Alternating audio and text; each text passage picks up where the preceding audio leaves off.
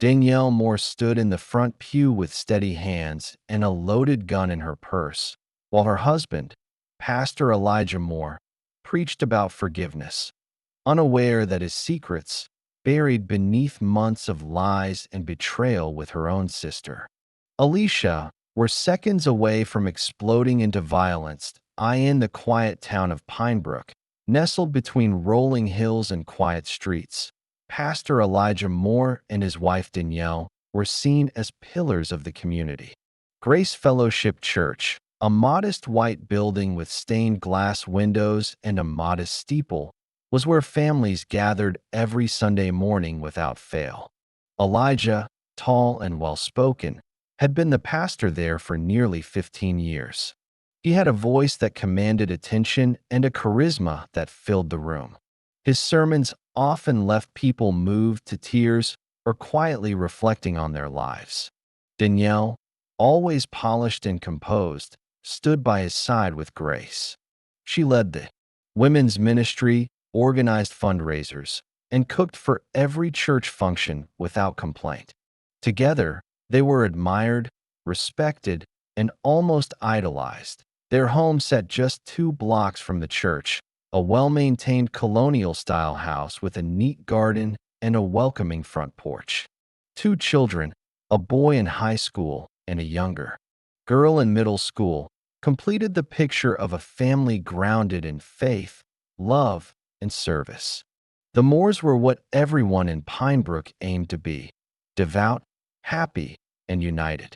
Danielle always had a smile on her face, and Elijah always had the right words to calm any trouble. But behind the polished image was a marriage fraying at the edges. Elijah's responsibilities at the church had steadily increased over the years, and with them came more late-night calls, more counseling sessions, and more time spent away from home. Danielle would wait up for him some nights, her fingers curled tightly around a cold mug of tea, listening to the ticking clock and the distant hum of traffic. He would walk through the door with a tired smile and a brief hug before disappearing into their bedroom, claiming exhaustion or unfinished work. Their conversations grew shorter. Moments of laughter between them became rare. When Elijah did talk to her, it was often about church plans, upcoming sermons, or the community's needs. Rarely was it about them. Danielle, ever dutiful, hid her sadness behind church responsibilities, believing that maybe it was just a rough patch. She told herself that every marriage went through seasons and that God would lead them through it. But there was a subtle tension in the way Elijah avoided her eyes when she asked about his day. His phone was always face down, his messages cleared, and his schedule no longer made sense. What troubled her most, though, was the growing sense that something was wrong, deeply wrong. The intimacy had vanished long ago, and though she tried to rationalize it as stress or fatigue, there was a void she couldn't ignore. She began to notice small changes. New cologne he'd never worn before, dress shirts she hadn't seen in the laundry, sudden gym visits that he never mentioned before. Elijah claimed he wanted to improve his health for the sake of his ministry. Danielle wanted to believe that, but a quiet voice inside her whispered otherwise. Still, she remained silent, convincing herself that doubt was the work of the enemy. She prayed harder, attended more Bible studies, poured her energy into helping others. But no matter how busy she made herself, the feeling of unease lingered.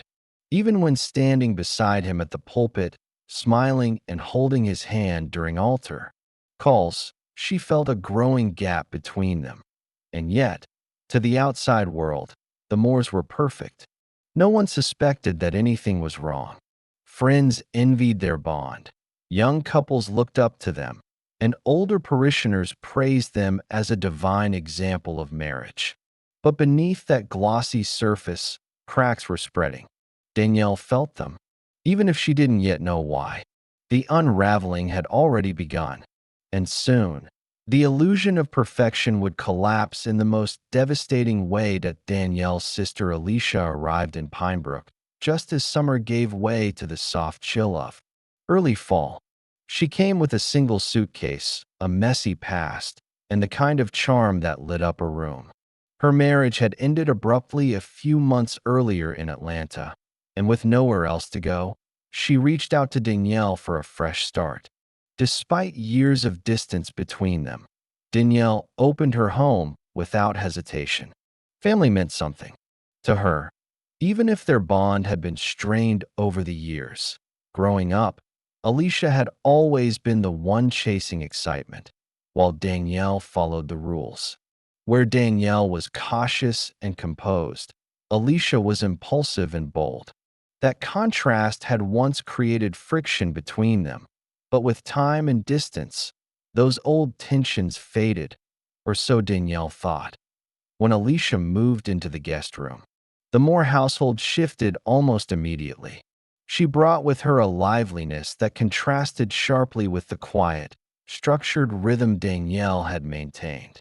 The children adored their aunt, who let them eat dessert before dinner and stayed up watching movies long past bedtime.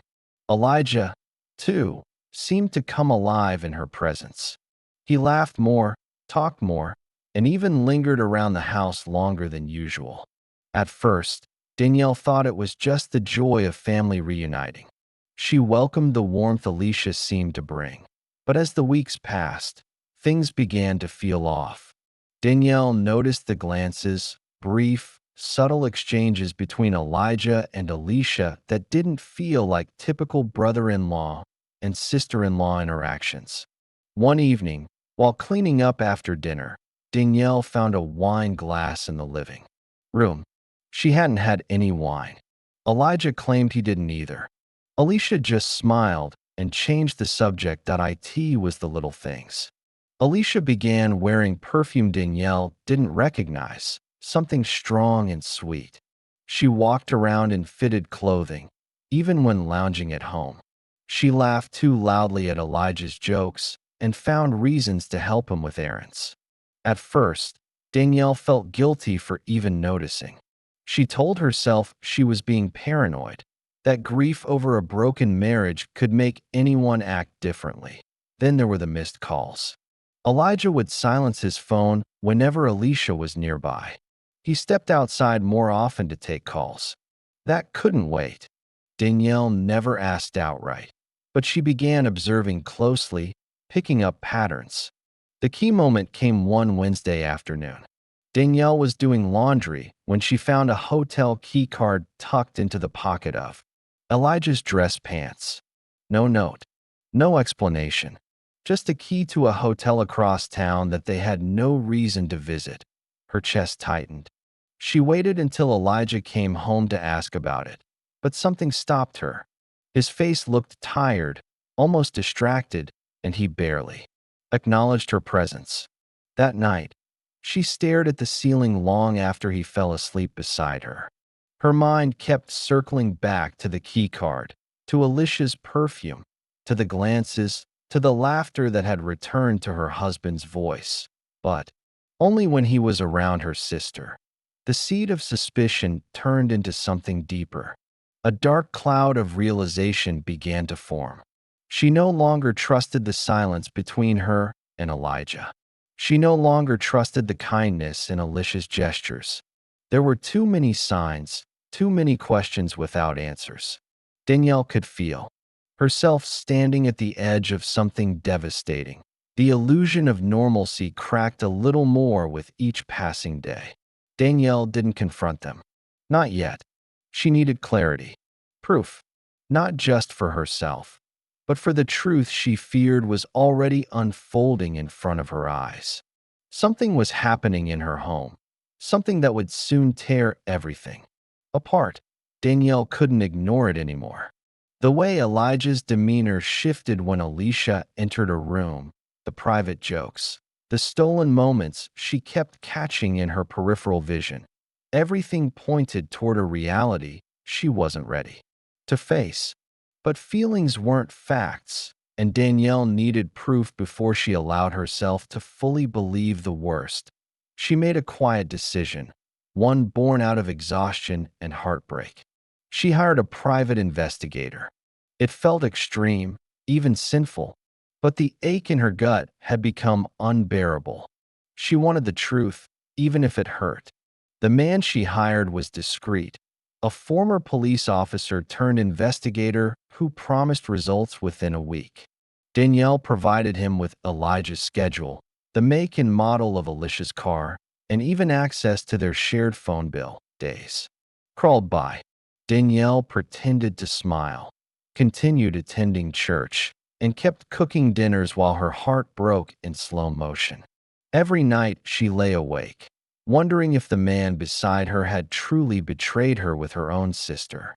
And every morning, she watched them interact, analyzing every glance and every word. At the end of the week, the investigator returned with a small envelope. Inside were photographs, timestamps, and a printed summary of what he had discovered. Elijah and Alicia had been meeting in secret, not just once, multiple times over the last several weeks. Cheap motels, late-night parking lots, even a coffee shop 30 minutes outside of Pinebrook where no one would recognize them. The evidence was undeniable. One photo showed them walking into a hotel room together. Another showed Alicia leaving that same room alone 2 hours later, adjusting her coat and glancing over her shoulder. But the most painful discovery was that the affair had started before Alicia moved into their home. The investigator had traced messages back months before her arrival. They had reconnected while Elijah was attending a religious conference in Atlanta, Alicia's city. At first, the messages were casual. Then they turned flirtatious. Then explicit. The affair had not been a moment of weakness. It was planned, sustained, and hidden with precision. Danielle sat on the edge of her bed, gripping the photographs with trembling fingers. Her heart pounded as a wave of nausea rose in her throat. She felt as though she had stepped out of her own life, as if the world she had worked so hard to build was crumbling around her. Her sister, her husband, the people closest to her, colluding in silence. She looked at Elijah differently now. Every sermon he gave about loyalty and truth, every hug he offered to struggling couples, every time he clasped her hand in public, it had all been a performance. And Alicia, her own flesh and blood, had played along without remorse. They had lied to her face, under her roof, and behind her back. The betrayal burned deeper than she imagined possible. That night, Danielle didn't speak a word. She didn't cry or scream. She simply sat at the kitchen table long after everyone had gone to bed, staring blankly ahead. The evidence sat in front of her, but her mind was already drifting towards something darker. A plan was forming, quiet, deliberate, and fueled by a rage she didn't know she possessed. The truth had come crashing in, and there was no going back. The life she knew was dead. Now all that remained was deciding what to do with what she had learned. The morning of the shooting began like any other. The sun rose over Pinebrook, casting golden light over the quiet neighborhood as Danielle prepared breakfast. She moved through the kitchen with mechanical precision, scrambling eggs, buttering toast, packing the kids' bags. Nothing in her face betrayed the storm inside her. Elijah was in the shower, humming a hymn, and Alicia was still asleep down the hall. Danielle didn't say much. She hadn't for days. She had made her decision the night before. After sitting in the dark for hours, replaying every moment, every lie, every betrayal, she felt something inside her snap. There wasn't a single outburst, just a slow, suffocating descent into a place where nothing mattered but justice, her justice. She didn't care what it would cost her anymore. Church was packed that Sunday. Families lined the pews, children squirmed on laps, and the choir's voices echoed through the sanctuary. Elijah wore his favorite navy suit and smiled as he greeted people at the door. Alicia, dressed modestly and pretending to be part of the picture-perfect family, stood nearby. handing out programs. Danielle followed behind them, silent, composed, the same way she had always been. Inside, Elijah stood behind the pulpit, his voice booming as he opened with a sermon on forgiveness. He spoke about second chances, about grace and redemption. To the congregation, he was powerful and full of light. To Danielle, he was a stranger wearing a mask. She sat in the front pew, her purse on her lap, her hands folded calmly over it. Alicia sat to her right, eyes forward, nodding along with the message. Danielle reached into her bag slowly, deliberately, as Elijah spoke about healing broken homes. Her fingers brushed against the cold metal tucked beneath a handkerchief. No one noticed. No one suspected. The choir had just begun a soft instrumental as Elijah turned the page of his sermon notes. Danielle rose to her feet. Some in the front row glanced over, expecting perhaps a sudden wave of emotion or a move to the altar. But she didn't walk forward. She didn't pray. She raised the gun. The first shot rang out like thunder. Screams erupted as Elijah staggered backward, a red bloom spreading across his chest. The second shot dropped him to the floor, and the third silenced him for good. The sanctuary erupted into chaos, people running, crying, dropping to the ground. Alicia stood frozen, her face pale, her mouth open in a silent scream. Danielle didn't point the gun at her. She didn't have to. She stood still amid the chaos, her breathing calm, her eyes vacant.